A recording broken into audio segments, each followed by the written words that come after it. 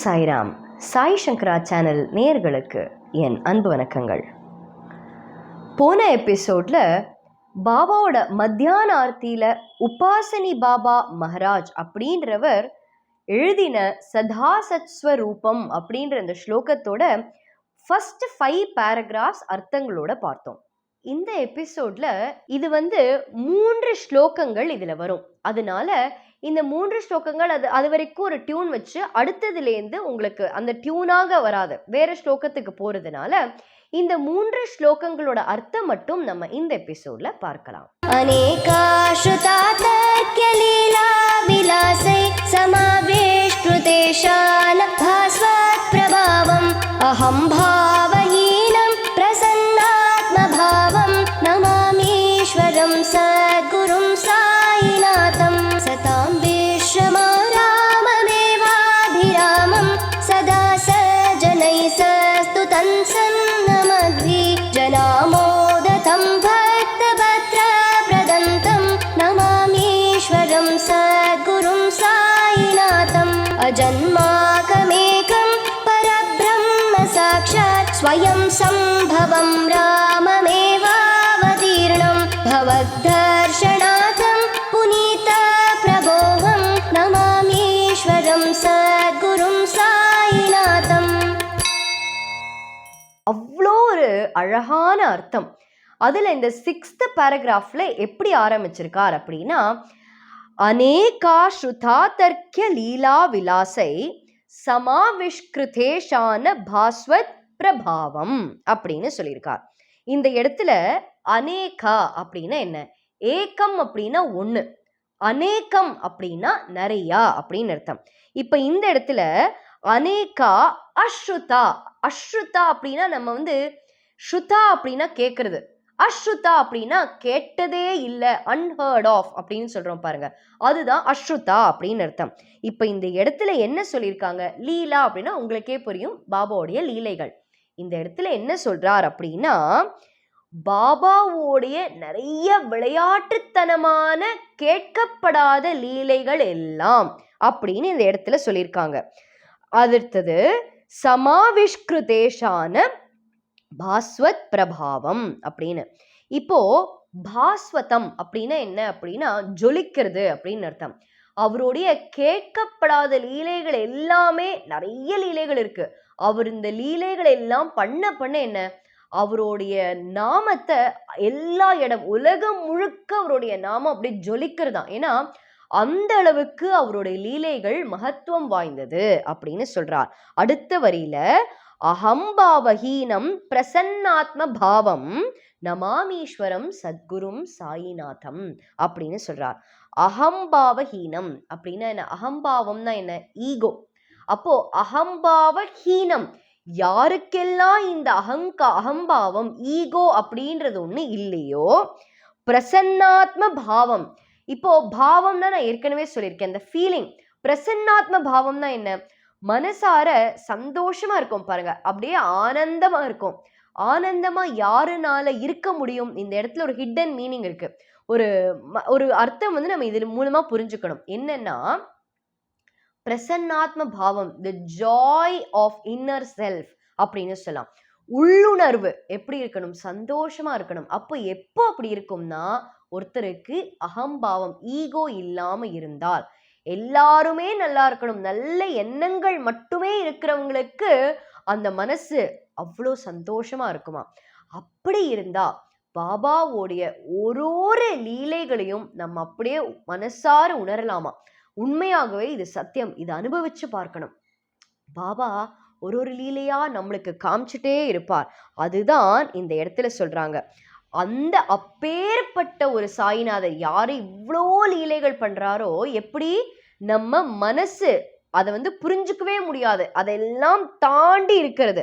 ஏன்னா அடுத்த வார்த்தை முன்னாடியே கொடுத்துட்டார். என்ன? அந்த முதல் வரியில கொடுத்திருக்கார் பாருங்க, அநேகா ஸ்ருதா தர்க்ய லீலா விலாசை சமாவிஷ்கிருதேஷான பாஸ்வத் பிரபாவம் அப்படின்னு தானே கொடுத்திருக்கார். இந்த இடத்துல அதர்க்கிய அப்படின்னு இருக்கு பாருங்க. தர்க்கியம் அப்படின்னா நம்மளுடைய தகுதிக்கு ஏற்ற மாதிரி, புத்திக்கு ஏற்ற மாதிரி. அதர்க்கியம் அப்படின்னா அது எல்லாமே இட் இஸ் ஜஸ்ட் அன்இமேஜினபிள், நம்ம அறிவுக்கு எல்லாம் தாண்டி இருக்கக்கூடிய அந்த லீலைகளை நம்ம உணரலாம். அப்படி இந்த லீலைகளை பண்ற அந்த சாயிநாதருக்கு நம்மளுடைய நமஸ்காரங்கள் அப்படின்னு சொல்றார். இதுதான் 6வது ஸ்லோகத்துல சொல்றார். 7வது ஸ்லோகத்துல சதாம் விஸ்ரமா ராமமேவாபிராமம் சதா சஜ்ஜனை சஸ்துதம் சன்னமப்தி. சன்னமப்தி அப்படின்னு கொடுக்குறாரு பாருங்க. அப்படின்னா இந்த 6 நதிகள்ல இருந்து எல்லாம் சேர்ந்து பாபாக்கு சமர்ப்பணம் பண்ணி, பாபா நீயே என்னோட அடைக்கலம் அப்படின்னு இருக்கோமா. அடுத்த வரியில ஜனாமோததம் பக்த பத்ர பிரதந்தம் நமாமீஸ்வரம் சத்குரும் சாயிநாதம்.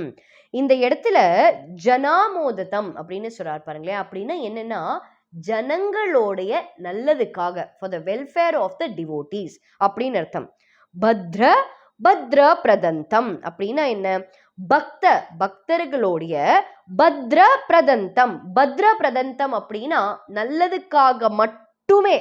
என்ன நல்லது? நம்மளுடைய பக்தர்களுக்காக, நம்மளுடைய நலனுக்காக மட்டுமே அந்த மகான் இருக்கார். அப்பேற்பட்ட மகானுக்கு அவர் சொல்றார் நமாமீஸ்வரம் சத்குரும் சாயிநாதம். எவ்வளோ, அதாவது நல்ல மனிதர்களாக இருந்தா பாபா அப்படியே அவரே அடைக்கலம், நம்ம நிம்மதியா வாழ்க்கையில வாழலாம். அப்பேற்பட்ட சாயிநாதருக்கு நமஸ்காரம் அப்படின்னு இந்த 7வது ஸ்லோகத்துல சொல்றார். அடுத்த 8வது ஸ்லோகத்துல என்ன சொல்றார்? அஜன்மாக்யமேகம் பரபிரம்ம சாக்ஷாத் ஸ்வயம் சம்பவம் ராமமேவாவதீரணம் அப்படின்னு சொல்றார். இந்த இடத்துல அஜன்மா, ஜன்மம்னா பிறப்பு, அஜன்மா அப்படின்னா பிறப்பே இல்லாதவர் அப்படின்னு அர்த்தம். அஜன்மாக்கிய மேகம் பரபிரம்ம சாக்ஷாத். இங்க ஆகம, அது நீங்க பிரிக்கும் போதுதான் தெரியும். அஜன்மாக்கிய மேகம்னு இருக்கு இல்லையா, அந்த ஆகம அப்படின்னா ஆதி, த பிகினிங் அப்படின்னு அர்த்தம். இந்த இடத்துல ஏகம் அப்படின்னா அவர் மட்டுமே. என்ன? பரபிரம்ம சாக்ஷாத், அவரே பரபிரம்மம் அப்படின்னு சொல்றார். ஸ்வயம் சம்பவம் ராம மேவாவதீரணம். சம்பவம்னா நடக்கிறது அப்படின்னு நம்ம சொல்றோம்ல, அதுதான் அந்த சம்பவம் நடக்குதுன்னு சொல்றோம். அந்த சம்பவம் என்ன? ராமமேவாவதீரணம், ராமரே வந்திருக்காராம். எப்படி? சாய்பாபாவுடைய ரூபத்துல அப்படின்னு சொல்றார். இதெல்லாம் உபாசினி மகாராஜ் பார்க்காமையா எழுதியிருப்பார். பாபா ஷிரடியில ராமராக காட்சி கொடுத்திருக்கார். அத பல பக்தர்கள் அதை பார்த்திருக்காங்க. அதற்காக தான் எழுதியிருக்கார். பாபா தான் எல்லாத்துக்கும் அந்த ஒரிஜின். அவருக்கு ஜன்மம்னே ஒண்ணு இல்லை, அவர் யாருக்கும் பிறக்கல, அவர் அப்படியே வந்தவர், he is unborn அப்படின்னு சொல்றார். அந்த மகான் எப்படி வந்தார்? அப்படியே நேரா வந்திருக்கார். எப்படி? இந்த பூமிக்கு ராமரோடைய அவதாரமாகவே வந்திருக்கார் அப்படின்னு சொல்றார். அடுத்த வரியில பவத்தர்ஷனாச்சம் புனீத பிரபோகம் நமாமீஸ்வரம் சத்குரும் சாயிநாதம். இந்த இடத்துல பவத்தர்ஷநாதம் புனீத அப்படின்னு இருக்கு பாருங்க. இந்த இடத்துல என்ன சொல்றாருன்னா, நம்மளுக்கு புண்ணியம் கிடைக்குது, நம்ம பியூரிஃபை ஆயிடுறோம், அப்படியே கிளீன் ஆயிடுறோம். எப்போ? அவருடைய தரிசனம் கிடைக்கும் பொழுது. அந்த இடத்துல சொல்றார் பவத் தர்சனாதம் புனீத பிரபோகம். பவத் அப்படின்னா உங்களுடைய தரிசனம் கிடைக்கும் பொழுதே அந்த தருணத்திலேயே நாங்க அப்படியே தூய்மை அடையிறோம் அப்படின்னு சொல்றாங்க.